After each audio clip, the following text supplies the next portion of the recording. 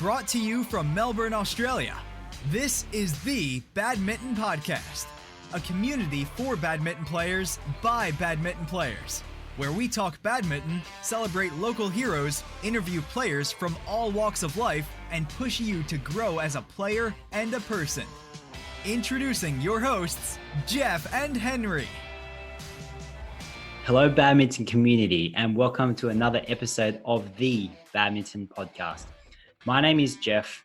And I'm Henry. We're the co-founders of Volant, and we're here serving the badminton community, giving the badminton community the best badminton apparel that's versatile that you can wear on and off the court, and also building our community from the inside, from the ground up, offering listeners the chance to listen to professional badminton players, social badminton players, and players from all walks of life who have a lot of wisdom to share with us. So we're really excited to be bringing this show to you and yet another episode. So thanks for tuning in. This episode is going to be a little bit different. So rather than having a guest on, it's going to be Henry and I discussing a really important topic. Now, the important topic stemmed from one of our listeners who reached out to us, and there's been various numbers of listeners who have reached out, commenting about the podcast, helping us make it better, and asking different questions and suggesting different episode topics that they would like covered that's going to help them in their game and in their lives as well. And we're really grateful for that, and would love for everyone to keep sending in these questions because we love hearing from you. We love basically thinking about solutions and coming up with ways that we can help the badminton community, whether it's from ourselves, from our experiences and what we've learned, or whether we can get some guests to answer those questions for you as well. So I'll let Henry do the introduction to who's asked the question, but just want to say thank you so much for sending in those questions and those suggestions. We're really all ears and we love getting them from you. Thanks, Jeff. So today we have a question from Ilona, a Dutch girl living in South Florida. And she asks, I want to know how to stop overthinking in games. During training hours, it doesn't bother me. But when I play a game, I overthink, especially my service, both forehand and backhand. I always mess it up during a game. It's really annoying that something so simple gets messed up, and it's only getting worse because I cannot stop thinking about not messing it up.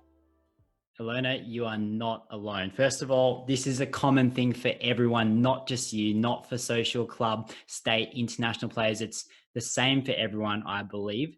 And it's just one of those things that we have to practice over and over. So, Henry, have you experienced this much at all? I probably experience this. Every time I play a tournament with you, I experience this.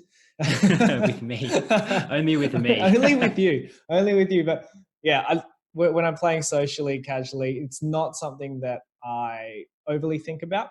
When I do get into the more competitive scenes, so when I do start playing in tournaments and things like that, when there's a bit more pressure coming from both sides of the court, that's when I start to do a little bit more thinking than I would like to, and I kind of forget about the process in itself. But today, let's talk about how we can hopefully manage this issue and alleviate the potential consequences.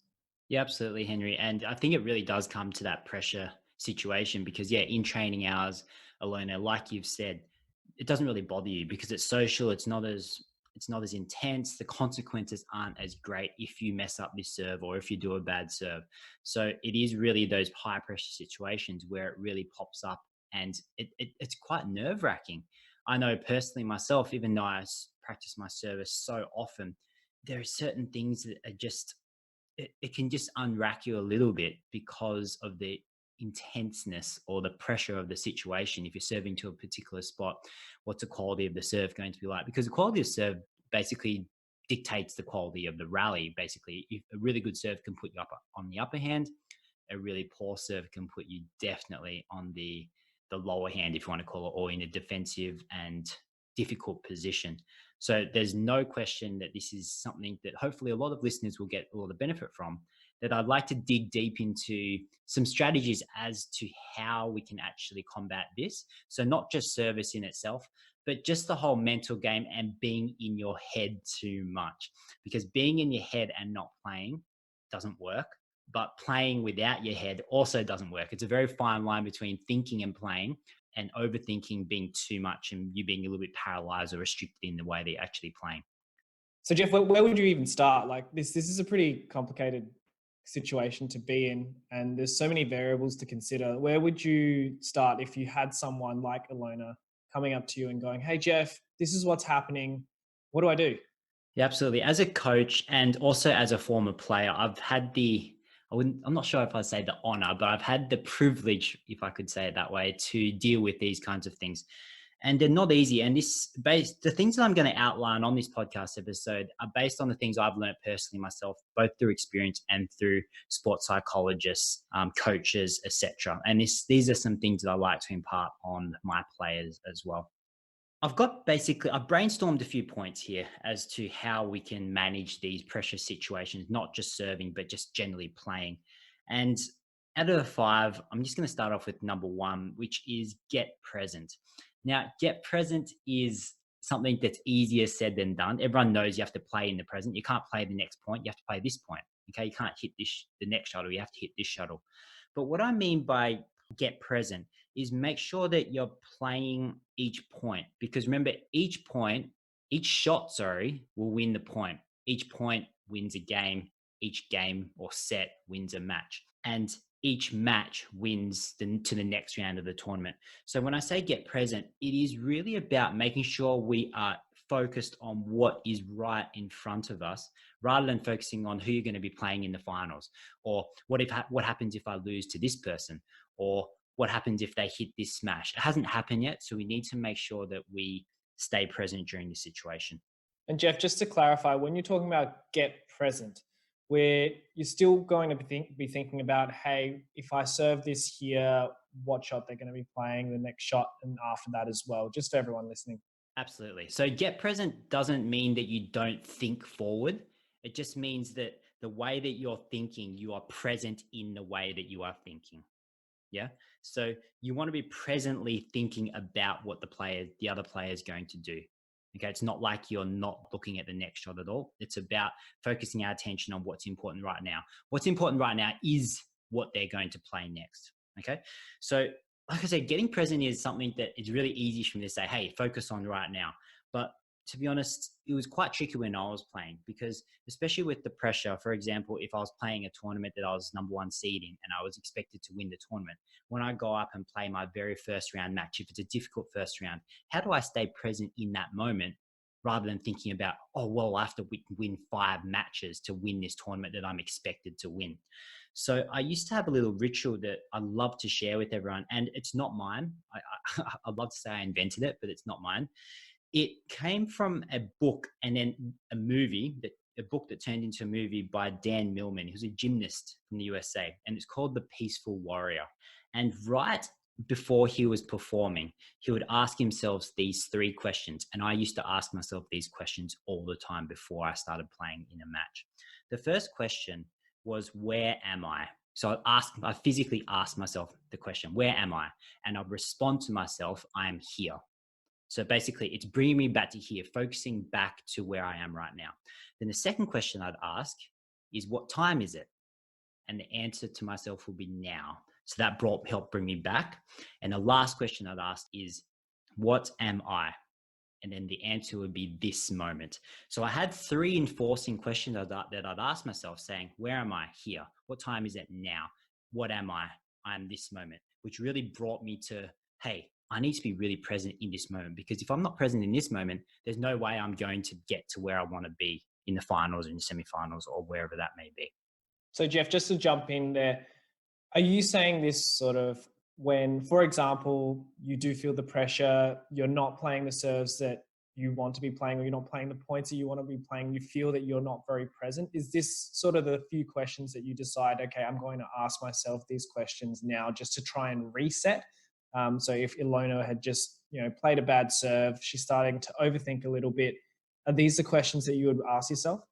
They definitely could be. What I found was I used to ask myself these questions just before the match. So when I literally was just about to serve or just about to receive serve, and the umpire says, love or play, I would ask myself these questions to get me in the mindset. If there was a situation during the match where I felt like I was getting away from myself, or I started to think about the future too much, or I was too result driven, which is another point we're going to hone into, then what I would find is I could ask myself those questions and it would help me snap me back to what I needed to focus on. So yes, definitely it's something you can ask yourself in a split second. Hey, where am I? I'm here. And that can be enough to trigger you back into the moment. Yeah, perfect. I think that's a really good takeaway, especially if you're a bit short on time sometimes in between points, but you really need that snap back to reality, back to the present. Yeah. And it's not about delaying play. It's just about taking that extra 2 seconds, which the umpire probably shouldn't pull you up on. Don't quote me on that, but they shouldn't. Hopefully not. Hopefully not. Unless you're just walking around in circles, just asking yourself the questions. Where am I? Where am I? If Alona does that, that'd be great. Anyway, it'll be a good breaker. It'll be a good change in mindset. Yeah, exactly. If you're shouting it at the other player. Okay, so now that we're present, let's assume that we have become present. What's number 2? Where do we go from here? Okay, so number 2 is what I like to say, ask yourself the right questions.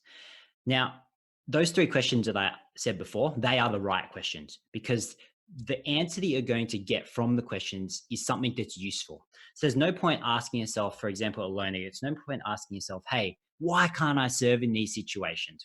Why can't I do this? Why do I always stuff it up?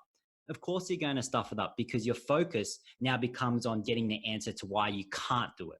And then your brain will respond and say, oh, it's because you suck. Your serve was never good. You haven't practiced enough. You can't handle these situations. The other person returning serve is scary, etc., etc. So we need to be asking ourselves the right questions because the right questions will help us focus on the right things. And I want to draw your attention to what Alona said, which was, it's really annoying that something so simple gets messed up, and it only gets worse because I can't stop thinking about not messing it up. This is exactly what I'm talking about. We're drawing the attention to messing it up in itself. If I was going to say to you, you probably heard this before, but if I was going to say, Henry, don't picture a pink elephant. Don't do it. Don't picture a pink elephant right now. Can you do it? Biggest pink elephant ever. Okay. Even if you say don't stuff it up or don't make an error or don't be nervous, you're just drawing your attention to that. The don't before it means nothing to the brain. Okay. So we need to make sure we're asking ourselves and focusing on the right things. So when you're serving, maybe the better question to ask yourself is, how can I not stuff this up? But where should I serve this shuttle in order to get the response I want? That's a better quality question. All of a sudden, your thinking changes from stuffing the serve up to actually strategically thinking about where you need to serve it. And ideally, you would have had enough service practice that your muscle memory will take over, that you're focused on where you need to serve rather than stuffing up the serve or making it bad, and then you can serve well. Okay, so the second point I want to get across is asking yourself the right questions, which focuses your attention on the right things. Yeah, great. It's sort of like constructive problem solving is the way that I would describe that, because you're asking yourself, how do I actually achieve it rather than why am I not achieving it? Exactly. And I like that. Okay, cool. So let's move on to number 3, shall we? So we've got get present, get right in the present moment. You can ask yourself those 3 questions that I outlined before. Don't worry, use them as much as you want. They're not mine. I stole them from somewhere. Steal them from me, please. Second is make sure you focus on the right things by asking yourself the right questions. The third one was a huge, absolutely huge thing for me. And it comes back to those pressure situations where I was expected to win. Okay. And the pressure mounted up. The third is focus on the process. Okay. So there's a difference between process and result. Result is winning. Result is getting the trophy. Result is being congratulated by all of your friends and family about, and they're saying how well that you did. Result is also losing. The result is also being disappointed after not playing well. The result is also people talking about you or talking to you and saying, hey, you didn't play well, or you were expected to win, blah, blah, blah. That's a result as well. Okay. Of course, the result that we want, generally speaking, is we want to win. That's why we play. We don't play to lose. Winning's not everything, but the effort to win is, generally speaking. So the result is different to the process. The process in itself is what you are doing to win. Okay. They're the steps along the way. If you think about a journey or a big staircase, the top is the result. That's where you want to be. each of the steps is the process of how you get there. So you can consider that as different points, different shots, or anything like that. So what I found was I got really, really nervous because I had a lot of expectation on me to win a lot of matches. And when I started to be result focused when I was playing, everything went terribly because all of a sudden I was nervous, I was scared, I wasn't playing properly because all I could think about was the actual result and the outcome. It's important to know your outcome, but when you're in the process of doing it, you need to focus on the process. Okay. And the process is the game plan. The process is playing the actual game in itself. The process is serving, doing the net shots, doing the smashes, doing the drop shots, playing your game strategy. The process is not about winning the shot or winning the point in the first 2 shots every single time, because that's result driven. That's about, hey, I just want to win this point, rather than, hey, I need to do these things to win the point. And if I do these things, I will have a high chance of winning the point. It's not just about winning the point in itself. I hope that makes sense. Does that make sense, Henry? Yeah, it does. The other way I could put it is just, I mean, definitely set objectives. It's not saying don't set objectives. So Absolutely. Your objective is definitely still win the tournament, win the rally, win whatever it is. But when you're in the process of doing that, focus on the actual process, like Jeff mentioned. And we could describe it just like, let's say if you're in high school alone, I don't know if you're in high school or not, but let's assume you're in high school and you want to get that really high score. When you're studying to get that really high score, you're not focusing on getting that 100%. You're focusing you're focusing on the things that will get you that 100%. You're focusing on the maths problem, not Yeah. looking at a 100% sign and thinking and just looking at that for the sake of looking at it. And if you were, you probably didn't do that very well in that maths test. Because you wouldn't actually know how to do the maths. All you know is you want 100%. Maybe that's the answer to the question, but there's probably more than one question. All right. So, Jeff, we've covered 3 points so far. What's number 4? So number 4 on the list, after focusing on the process, it kind of stems from it. You'll probably notice that a lot of the points here, they do kind of interrelate because they do. It's a badminton match. Your mindset needs to be a certain way. But number 4 for me is stop playing to lose. This stems directly from being outcome focused and being scared to lose. What you find, have you heard Henry, I'm sure you have, but have you heard of people choking? Have you choked yourself? I've choked many a times, Jeff. So, many a time. So just for the audience out there who don't understand the slang of choking, because I'm not sure it's in every country you say choke, but it's basically when you're up by a long way. Let's say you've got 5 match points, you're up 20-15 and you end up losing. Okay. So take me through this, Henry. So let's just say you're up 20-15 and you lose the first point. So 16-20 and you think, oh yeah, that's okay. No worries. I've still got 4 points to win this. No problem. Yep. Yeah. Then it's 17-20 and you're like, oh, that's okay. That's okay. 3 more points. That's okay. That's okay. 3 more. Mm-hmm, Gets to 18-20 and you're thinking, oh no, I can't lose it. Oh no, I was up 20-15. I can't lose. Oh, it's 19-20 now. Oh, I can't lose this. I need to win this next point. Otherwise it's going to setting. And then it's even and I don't have the upper advantage. And I need to win this point, 20 all. Oh, what did I do? I've missed this 15-20 chance. I need to win this point. And all of a sudden you lose 20-22. Is that a similar kind of mindset or something going on in your brain? 100%. I don't know why, like when I think about choking, I think about tennis. I don't know, maybe because I choked a lot of times when I played tennis before badminton. It's just like, say for example, playing to 6 games. So 6 games is how you win the set in tennis. In the first 3 or 4 games, my serve is hard. It's incredible. I'm not scared to fault at all. But then when it gets to the final game of the set, I'm doing these lollipop dink serves just to get it over the net because I know I just want to hit it in. That's all it is. And then I lose because I just set myself up because I'm playing not to lose essentially, or like you said, playing to lose is what I was doing. And that's the same for badminton, just like you said, you'd be up and then this vicious cycle starts because you've lost 1 point when you really think that you should have won that point because you're so close to the end and that you're so far ahead. But it's just a painful cycle. And I think everyone's experienced it, or every athlete, I assume, or most of them would have experienced it.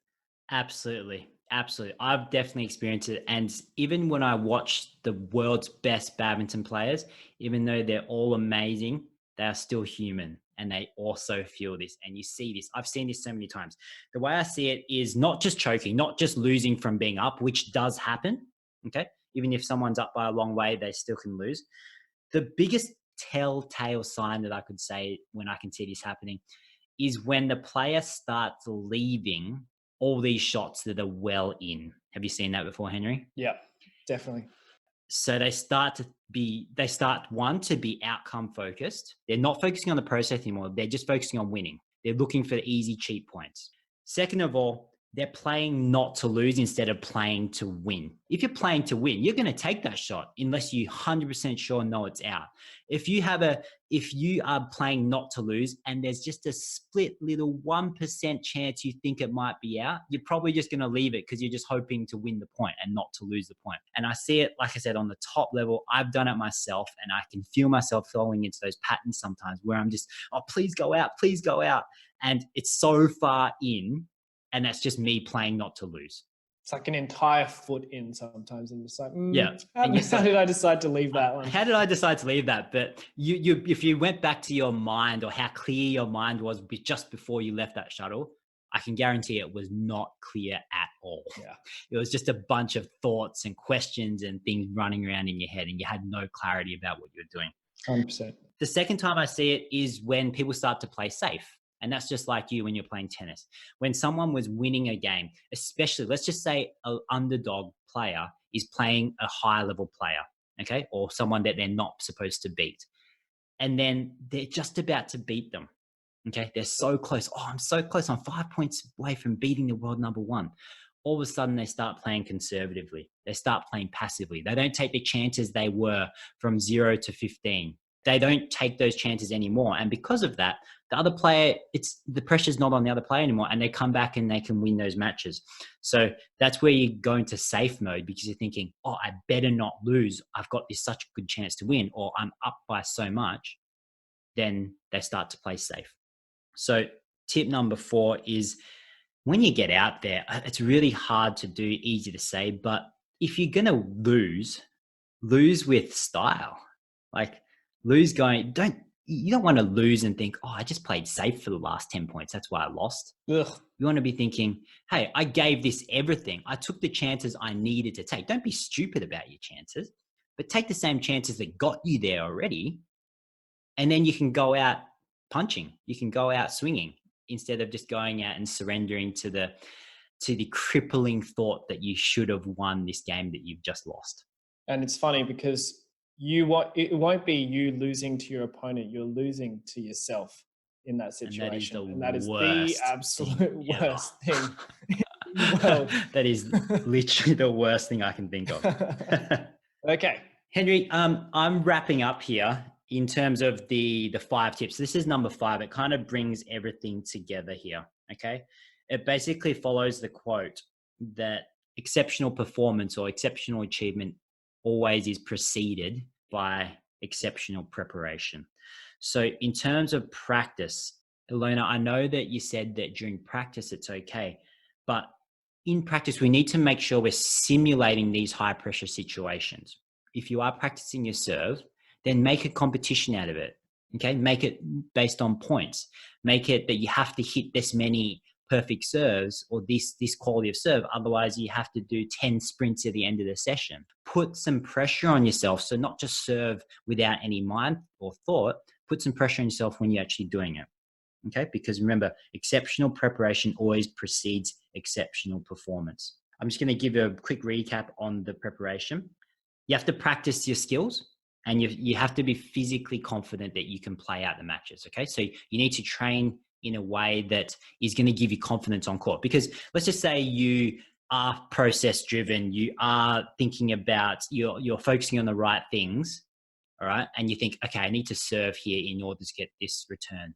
If you haven't practiced that serve and you can't actually do that serve, then it's not going to work, okay? So the actual physical training also definitely comes into it, but I'm just asking that you do that with a little bit of consequence and not just, it doesn't matter if you don't do a good job.